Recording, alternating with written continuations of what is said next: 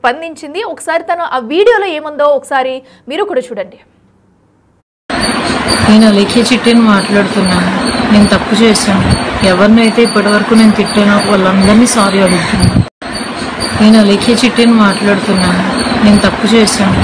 ఎవరినైతే ఇప్పటివరకు నేను తిట్టానో వాళ్ళందరినీ సారీ అడుగుతున్నాను. నేను అలేఖ్య చిట్టిని మాట్లాడుతున్నాను. నేను తప్పు చేశాను. ఎవరినైతే ఇప్పటివరకు నేను తిట్టానో వాళ్ళందరినీ సారీ అడుగుతున్నాను. నేను అలేఖ్య చిట్టిని మాట్లాడుతున్నాను. నేను తప్పు చేశాను. ఎవరినైతే ఇప్పటివరకు నేను తిట్టానో వాళ్ళందరినీ సారీ అడుగుతున్నాను. నేను అలేఖ్య చిట్టిని మాట్లాడుతున్నాను. నేను తప్పు చేశాను. ఎవరినైతే ఇప్పటివరకు నేను తిట్టానో వాళ్ళందరినీ సారీ అడుగుతున్నాను. నేను అలేఖ్య చిట్టిని మాట్లాడుతున్నాను. నేను తప్పు చేశాను. ఎవరినైతే ఇప్పటివరకు నేను తిట్టానో వాళ్ళందరినీ సారీ అడుగుతున్నాను. నేను అలేఖ్య చిట్టిని మాట్లాడుతున్నాను.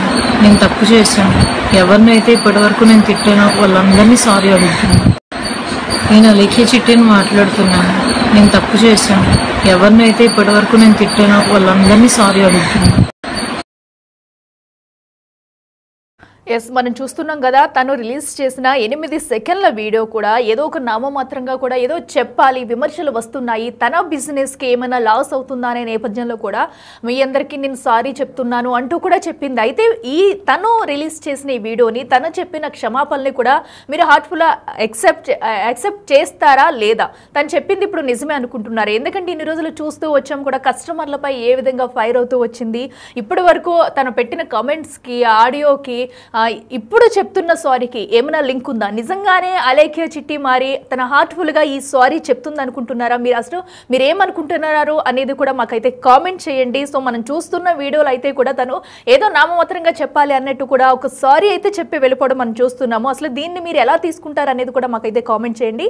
అయితే ఇప్పుడు మనం చూసాము తను బయటకు వచ్చి సారీ చెప్పడం కూడా. అయితే ఇంతకు ముందు ఎలా ఫైర్ అయ్యేది, అటు పికిల్స్ వీడియోస్లో కానీ, యూట్యూబ్లో చేస్తున్న వీడియోస్, ఇన్స్టాలో, అటు ఆడియోస్లో కూడా ఎలా ఫైర్ అయ్యేది, ఏంటి ఇంతకు ముందు ఎలా ఉంది?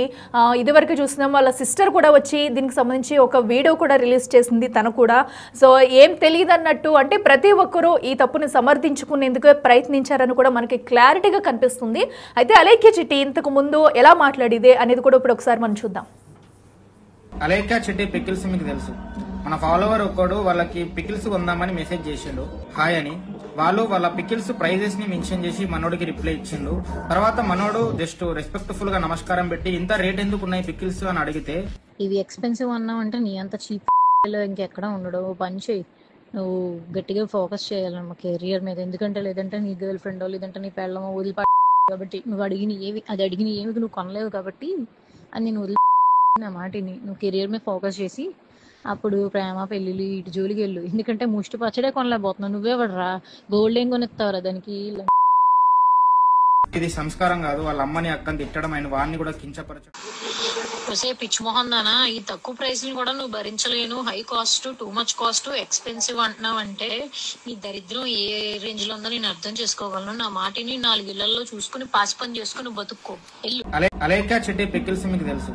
మన ఫాలోవర్ ఒక్కడు వాళ్ళకి పికిల్స్ కొందామని మెసేజ్ చేసిండు, హాయ్ అని. వాళ్ళు వాళ్ళ పికిల్స్ ప్రైజెస్ ని మెన్షన్ చేసి మనోడికి రిప్లై ఇచ్చిండు.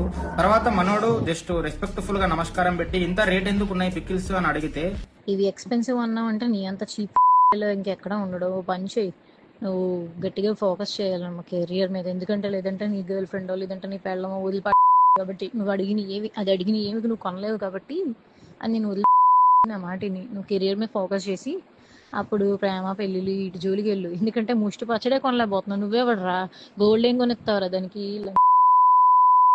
ఇది సంస్కారం కాదు. వాళ్ళ అమ్మని అక్కని తిట్టడం, ఆయన వాడిని కూడా కించపరచడం. పిచ్చి మొహం దానా, ఈ తక్కువ ప్రైస్ ని కూడా నువ్వు భరించలేను, high cost, too much cost, expensive అంటున్నావు అంటే నీ దరిద్రం ఏ రేంజ్ లో ఉందో నేను అర్థం చేసుకోగలను. నా మాటిని 4 ఇళ్లలో చూసుకుని పాసి పని చేసుకుని బతుక్కో.